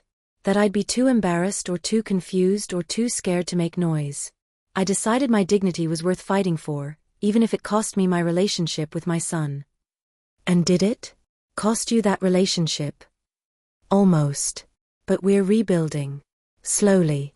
Because he's doing the work to become someone trustworthy again. But that's not guaranteed. Some relationships don't survive this kind of betrayal, and that's okay too. Protecting yourself has to come first. The legislation passed 6 months later. Not everything we'd asked for, but stronger protections than had existed before. Financial institutions would now be required to report suspected elder abuse. Power of attorney documents would need additional safeguards. Penalties for financial exploitation of elderly people would increase significantly. It wasn't perfect, but it was progress. Marcus, the journalist, called when the bill passed. Your testimony made the difference. You know that, right? It wasn't just me. Agnes, stop. Take credit for once. You changed federal law. You created a movement. You matter. I sat with that for a long time after we hung up. The idea that I mattered. That my voice had power. That refusing to disappear had created ripples that reached places I'd never even been. On my 72nd birthday, Patricia threw me a small party. Edison and Claire came, bringing their newborn daughter, my granddaughter, wrapped in a soft yellow blanket. We named her Grace, Claire said, placing the baby in my arms. After Edison's grandmother, but also because of what you taught us about grace. Not the easy kind that excuses everything, but the hard kind that requires truth and accountability first. I looked down at this tiny person, perfect and new, and thought about the world she'd grow up in. One where, hopefully, elderly people had more protections because I'd spoken up. Where financial abuse was taken seriously. Where staying silent wasn't the expected response. Hello, Grace, I whispered. Your daddy made some terrible mistakes. But he's learning. We're all still learning. Edison leaned over. I'm going to do better by her than I did by you. I know you will. Because you understand the cost of not doing better. That evening, after everyone left, I sat in my living room, the one I'd almost lost, the one I'd fought so hard to keep, and took stock of my life. I had my house, my independence, my dignity. I had meaningful work that helped people. I had a rebuilt relationship with my son, fragile but real. I had a granddaughter who would grow up knowing her grandmother was someone who fought back. The journey from that cruise ship cabin to here had been brutal. There were still days when the betrayal stung, when I wondered if I'd been too harsh or not harsh enough. Days when I grieved the simpler relationship Edison and I had once had. But there were more days when I felt grateful. Grateful for the strength I'd discovered. Grateful for the people I'd helped. Grateful for the laws that had changed. Grateful for the second chance at a relationship with my son, earned through hard work rather than assumed through biology. I thought about the woman who'd overheard that conversation 2 years ago. How scared she'd been. How close she'd come to staying silent, to letting them win. I was proud of her for being brave when bravery seemed impossible. The email arrived on an ordinary Wednesday morning while I was drinking coffee and reading the news. It was from a television producer. They wanted to make a documentary about my story and the larger issue of elder financial abuse. Your journey from victim to advocate has inspired thousands, the email read. We think it could inspire millions more. I stared at the screen for a long time. A documentary meant cameras in my house, interviews with everyone involved, my story told to strangers across the country. Maybe across the world. It meant Edison's face on television, Seraphine's crimes discussed publicly, our family's dysfunction exposed in high definition. I called Margaret first. What do you think? I think you've earned the right to decide. Will it help people or just satisfy curiosity? I don't know. Then figure that out before you answer. I called Edison next. There's a documentary proposal. About what happened. It would include you, obviously. How do you feel about that? Silence on the other end. Then, is it going to help people? I think so. Then do it. I'm not going to hide from what I did anymore. If telling the story prevents someone else from doing what I did, or helps someone else fight back like you did, then it's worth it. Even if it's embarrassing? Even if people judge you? Mom, I am embarrassed. I should be judged. What I did was inexcusable. If my shame helps someone else find courage, that's the least I can do. I agreed to the documentary. Filming took 6 months. Cameras followed me to speaking engagements, support group meetings, consultations with victims. They interviewed Edison, Claire, Margaret, Patricia, Detective Martinez, the prosecutor, other victims, the journalist who wrote the book. They even interviewed Seraphine in prison. She'd agreed, probably hoping for sympathy. Instead, she came across exactly as she was, cold, calculating, someone who saw people as resources to exploit. The hardest part was watching myself on camera, reliving the betrayal. Seeing my face when I talked about the cruise ship, about discovering what they'd planned. I looked older in those moments. Tired. Hurt in ways that went bone deep. But I also looked strong. Like someone who'd survived something terrible and refused to let it destroy her. The documentary was titled The Cost of Silence. It premiered at a film festival and won an audience award. Then it was picked up by a streaming service. Suddenly, my story was everywhere. My phone rang constantly. Interview requests, speaking invitations, messages from people who'd watched and recognized their own situations. The support group I'd helped start grew from 8 people to 40 in 2 months. One message stood out. It was from a woman named Jennifer. I watched your documentary with my mother. She's been letting my brother control her finances, and something felt wrong but I didn't know how to bring it up. After watching, Mom asked to see her bank statements. We discovered $67,000 missing. We've hired a lawyer. We're fighting back. Thank you for showing us we could. I read that message 3 times, crying a little each time. The documentary sparked something bigger than I'd anticipated. News outlets did follow-up stories. Politicians referenced it in speeches about elder rights. Support groups formed across the country. Law schools started using it in classes about elder law and financial crimes. My inbox filled with stories. A man in Texas whose stepfather had been stealing his mother's Social Security. A woman in Maine whose daughter-in-law had forged her signature on a reverse mortgage. An elderly couple in Florida who'd been convinced to give their grandson power of attorney and watched him drain their retirement savings. Some were fighting back. Some were too scared. Some just wanted someone to tell them they weren't crazy, that what was happening was real and wrong. I tried to respond to as many as I could. Connected people with resources. Shared lawyers' names and advocacy organizations. Reminded them over and over, your dignity is worth fighting for. You are not a burden. You matter. 6 months after the documentary released, I received an invitation to the White House. They were hosting a summit on elder rights, and they wanted me to speak. Me. In the White House. Speaking to policymakers and advocates about something that had started as a personal nightmare. Patricia helped me pick out an outfit. Navy blue suit. Professional but approachable. I don't know what to say to these people. Tell them the truth. That's all you've ever done. The summit was intimidating. 200 people in a historic room, listening to experts discuss policy and legislation and funding. When it was my turn to speak, I walked to the podium with my notes shaking in my hands. 3 years ago, I was just an elderly woman who liked gardening and crossword puzzles, I began. I didn't know anything about advocacy or legislation or federal policy. I just knew my son was stealing from me, and I knew I had to stop it. I talked about the cruise ship, the legal battle, the decision to speak out. But I also talked about the cost of staying silent, how it protects abusers, how it isolates victims, how it perpetuates the idea that elderly people don't deserve full autonomy. We need better laws, yes. Better reporting requirements, stricter penalties, more resources. But we also need a cultural shift. We need to stop treating elderly people like children who need to be managed. We need to start treating them like adults who deserve respect. The applause was generous, but what mattered more were the conversations afterward. Policymakers asking specific questions about what victims needed. Advocates sharing resources. Other survivors thanking me for making them feel less alone.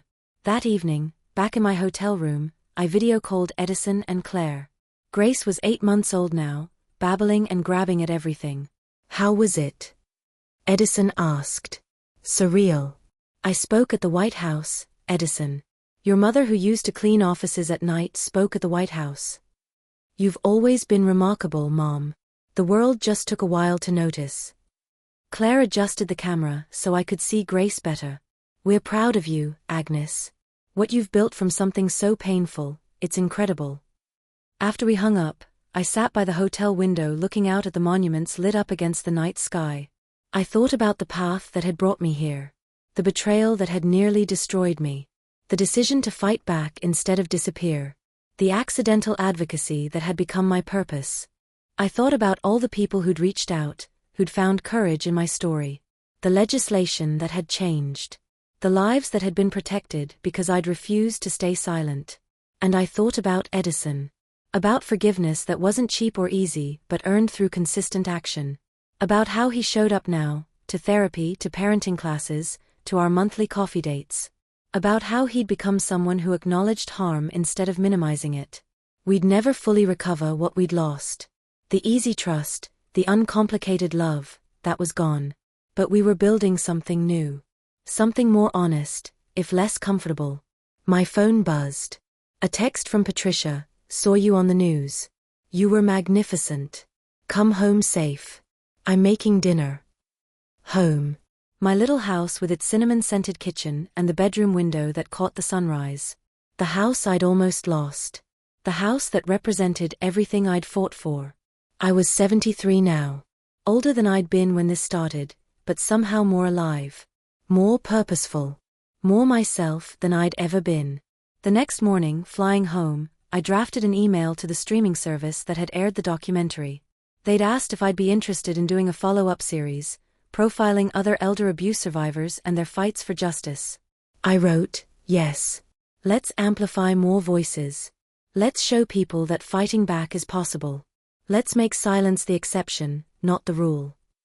A week later, Patricia and I were in my garden, planting bulbs for spring. She'd been my constant through everything, the betrayal, the legal battles, the advocacy work. More than a neighbor. Family, in the way that mattered. "Do you ever regret it?" she asked. "Fighting back instead of just accepting the settlement and moving on?" Never. Even on the hard days, even when it hurt, I don't regret it. Because staying silent would have killed something in me. Some essential part that insisted I mattered. "You've saved a lot of people, Agnes." I didn't save them. I just showed them it was possible to save themselves. That afternoon, I received a package. Inside was a handmade card from an elementary school class in Oregon. They'd studied elder rights as part of a civics unit and watched the documentary. The card had dozens of signatures and drawings. One stood out, "Dear Mrs. Holloway, my grandma says you made her brave. She's safe now. Thank you for helping her. Love, Emma, age 8." I put the card on my refrigerator next to Grace's ultrasound photo and the article about the legislation passing. Reminders of what mattered. Proof that speaking up created ripples that reached further than I'd ever imagined. Edison stopped by that evening with Grace. Claire had a parent-teacher conference, and he'd offered to bring the baby by for a visit. "She's starting to recognize faces," he said, settling Grace in my lap. "Watch, she smiles when she sees you." And she did. This tiny person who would grow up in a world slightly better than the one I'd found. Who would know her grandmother as someone strong, someone who fought back, someone who mattered. "Tell me about your mother," Grace would ask someday. And Edison would have a story to tell. Not a comfortable story, not one that painted him as a hero. But an honest one. About mistakes and consequences. About betrayal and redemption. About a woman who refused to disappear. We sat together in my living room, 3 generations connected by blood and history and hard-won honesty. Grace grabbed my finger with her tiny hand and held on tight. She's got a good grip, Edison observed. She gets that from her grandmother, I said. The one who learned to hold on to what matters. As the sun set through my window, painting everything gold and warm, I felt something I hadn't felt in years. Peace. Not the peace of forgetting or pretending nothing happened. The peace of having fought and survived. Of having spoken up and created change. Of having refused to let betrayal define me. 3 years ago, my son sent me on a cruise to relax. Instead, I heard him plotting to steal everything I owned. I could have stayed silent. Could have accepted it. Could have disappeared into the narrative they'd written where I was just a confused old woman who needed managing. Instead, I fought back. Quietly at first, then louder. I gathered evidence, hired lawyers, faced them in court. I wrote articles and gave speeches and helped other people find their voices. They tried to make me invisible. I made myself impossible to ignore. And in doing that, I discovered something profound. Justice isn't always loud. Sometimes it's the steady patience of documentation, the precision of legal action, the courage of saying no when everyone expects yes. Sometimes it's knowing your worth and refusing to accept less than you deserve. Grace yawned against my shoulder, already drowsy. Edison reached for her gently. I should get her home. Bedtime. Come back next week, I said. Same time. We will. He paused at the door. Mom? Thank you. For not giving up on me. For showing me what real strength looks like. After they left, I stood in my kitchen making tea. The same kitchen where I'd taught Edison to cook, where I'd planned my defense, where I'd written articles that sparked a movement. My phone buzzed. Another message from someone who'd seen the documentary and needed advice. Another person finding courage to fight back. I started typing my response. Document everything. Trust your instincts. Get help. You are not alone. Your dignity is worth fighting for. And as I wrote, I thought about how I'd gone from victim to survivor to advocate. How pain had been transformed into purpose. How the worst thing that happened to me had become the catalyst for helping hundreds of others. If you've stayed with me through this whole story, thank you. If you're facing something similar, please know, you don't have to accept abuse just because it comes from family. You don't have to stay silent because speaking up feels impossible. You don't have to disappear just because someone finds you inconvenient. Your life has value. Your dignity matters. Your voice deserves to be heard. Fight back. Document everything. Get help. And know that somewhere, people like me are cheering you on. We survived. We fought. We won. And you can too. To everyone watching, if this story resonated with you, please subscribe and turn on notifications. We have more stories of courage, survival, and justice coming your way. Share your thoughts in the comments. Your words might be exactly what someone else needs to hear to find their own courage. Share this story with someone who needs to know they're not alone. Together, we break the silence that protects abusers and isolates victims. Remember, quiet justice isn't about revenge. It's about restoration. It's about refusing to let betrayal have the final word. It's about knowing your worth and fighting for it, no matter who stands against you. And sometimes, the sweetest justice isn't in destroying those who hurt you. It's in surviving, thriving, and using your story to protect others. That's my legacy. Not the money I recovered or the laws that changed, but the voices I helped find. The people who heard my story and thought, if she could fight back, maybe I can too. Stay strong. Stay loud. And never, ever let anyone convince you that your dignity isn't worth defending. Until the next story, be safe, be brave, and remember, you matter.